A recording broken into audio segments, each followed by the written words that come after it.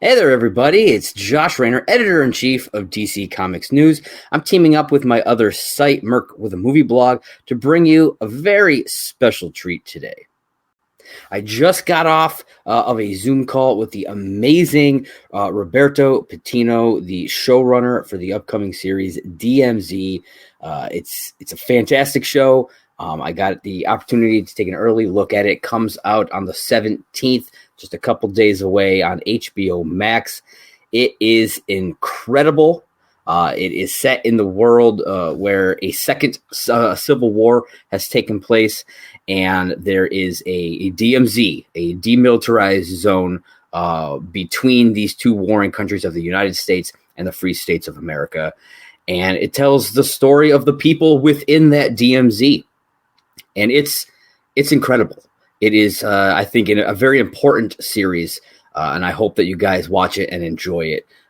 It's amazing, and like I said, I got the chance to talk with the showrunner about the show for a little bit. So please check out my interview with Roberto Patino, and be sure to check me out on Twitter, both at MovieBlogMerc, MERC, and at DC Comics News. And enjoy. There it is. Thank you so much for joining me today. Of course. Thanks for having me. All right. I'm just going to start diving into the questions here. This version of the DMZ story follows Rosario Dawson's character Z, as opposed to the comics that primarily followed the character of Maddie Roth. What was the thought process behind changing the focus to this very different version of Z rather than Maddie? Yeah, a number of things. Z is actually predicated, Alma, my Z, is predicated in spirit on Z. She was a Latina medic before the war. Where the story diverges is where, in the comic, she plants a flag and stays.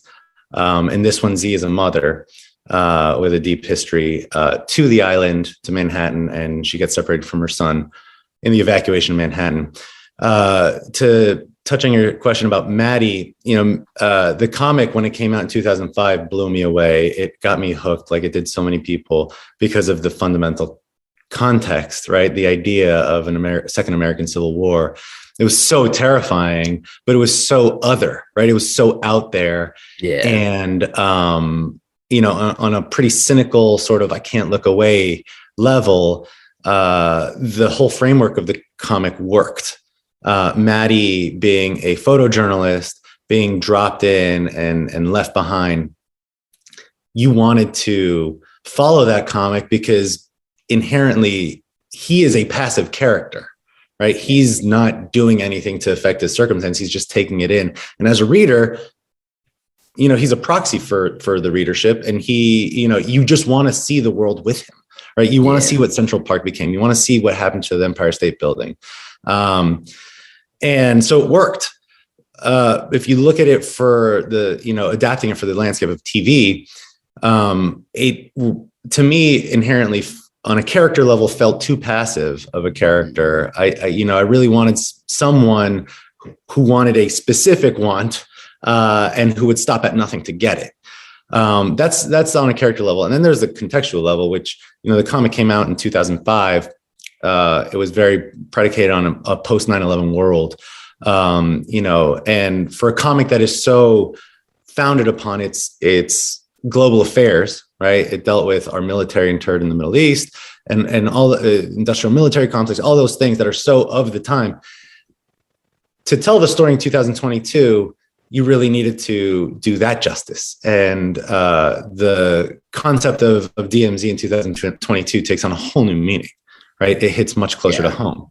Yeah. So I really liberated myself in terms of the creative restraints, and took the spirit of the comic, which I love so much, and built a world around Z, who in the comic was more of a two-dimensional character. And also the idea of plucking a fearless Latina out from the background and plugging her center stage really kind of gelled with an ethos that drives me, which is to elevate and exalt people of color. Yeah, that's actually was one of my other questions here. It's one of the things that I loved about this show was how incredibly diverse this cast was. I know you're from Colombia, if I'm not Yes. mistaken, right? And so I wanted to know, what was it like being able to bring this large amount of representation for people of color into the show?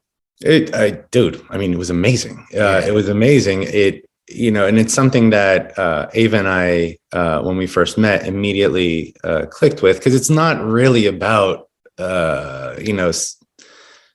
seeking to plug people in. It's just, it's more basic than that.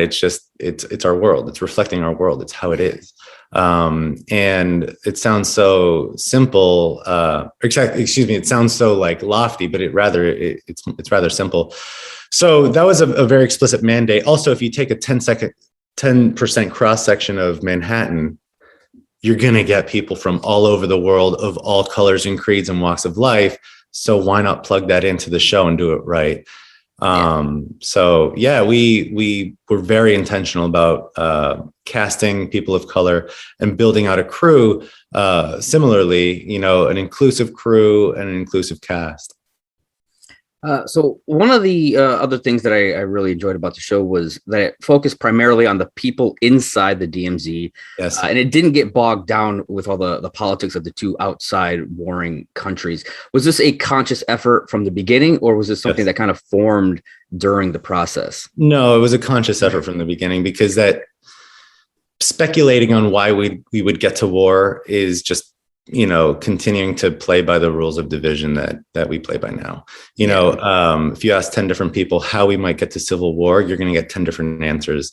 And frankly, I'm not interested in any of them. So it was a very explicit effort to just assume it, and start inside it and tell the story of what happens next, which is the story of resolve, the story of hope, the story of people coming together. And that was frankly, that felt generative, that felt fresh and new and emotionally engaging for me. The other thing, with Z, is that the comic is pretty fundamentally male dominated. It's very testosterone heavy. And coming in through her emotional point of view, imbued this sort of harrowing world with a whole new feminine energy, and a whole new approach to power. Which was another thing that felt very fresh and good for me. Yeah, and you mentioned, how this story is very kind of close to home today, with a lot of things that have happened over the last few years. Was there ever a concern about how a show like this could be received? Because you started developing it prior to all the craziness that took place in 2020, but was there ever any concern about how it might wind up being received once it did finally come out? Of course there was concern, and there still continues to be concern. Russia invaded Ukraine, 2.5 weeks ago, right? Right. It just never stops. But we have really kind of been emboldened by that concern. And instead of shying away from it and wincing, the way I feel about it all is that we need to lean in and tell this story now more than ever. Because the story does not by any means exalt war or division. Frankly, it's about, like you said, the people of the DMZ. The war is the background, right? The soldiers of the war are these ghosts on the periphery that we never see. And it just tells the story of people and communities and how war and how policies, what they can do to a person, to a community. And this really focuses on the resolve of overcoming that.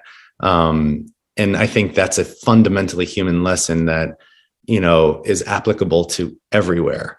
War is an ugly part of our lives. There's been a war every single day since you and I have been alive. Now there's one that is incredibly tragic, that's on covering all of our front pages. My family's country in Colombia, has been in a civil war since 1964, pushing 60 years now. So, we really do not want to delve into politics. Yeah. And I really wanted to, have Alma be a force that almost neutralizes politics and gets to the true core of nation building. I like to say that this show is about America's founding mother. Yeah, you guys do a fantastic job of that. Personally, I watched the entire thing yesterday, and it hit me just how important I feel like the show is and will be to anybody who watches. I hope that everybody watches this. What are you hoping most that people take away from watching this? I don't. I have my hopes, and I'll share them. I hope that people. I hope that it can really have, beyond the excitement and the adrenaline and the romance and the drama and all of those kind of like yummy things that we watch TV for. I really hope the ideas baked into the story can cause people to really interrogate who we are and why we are as a people, where we are, and who we want to be and how we might get there in the future. Right. So that's my hope. The truth is that there's a lot in this show. There's a lot of very provocative ideas and it's a big old stew, as Ava would say. And I think people will internalize it in their own ways. And I can't know that, but I'm eager to hear, if anything, I hope this show is a conversation starter and an additive component to the global conversations about war that we all need to be having. I think you've done an absolutely incredible job with it. I kind of wish there was more, but what I got was just so perfect that I kind of am glad that it didn't get kind of ruined by like over fluffed. And so I have one final question before I let you go. I wanted to ask you about a project that was announced that you're working on, an adaptation of one of my favorite Image comics, Nocterra. Yep. And I wanted to know, was there any updates on that? How's that going? And what was your experience getting into this project? Oh man, Nocterra is the coolest world. I love world building. I really, I like painting on big old canvases with scope and scale, and Nocterra flips that on its head, positing a world where the sun stopped rising. So, to answer your question, development is going very well. I have a pilot script, Scott Snyder and I have been in close contact. He's the writer of the comic, and Tony Daniel as well. But I've mapped out a multi-season show that fingers crossed, but it's looking great. I know the folks at Netflix are jazzed about it. And we're still plugging away on that one, but I'm doing that one with James Wan's company, Atomic Monster. And he's an incredible visionary in the horror space. It's a different tone of horror. This one I think is more akin to Jurassic Park. There's a sci-fi adventure component to this one, but it's going well. It's going well is the answer. That's fantastic. I'm really excited to see it when it does finally come out. So thank you so much for joining me today. This was a fantastic little chat, and I hope you have a great day. All right, my friend. Take care.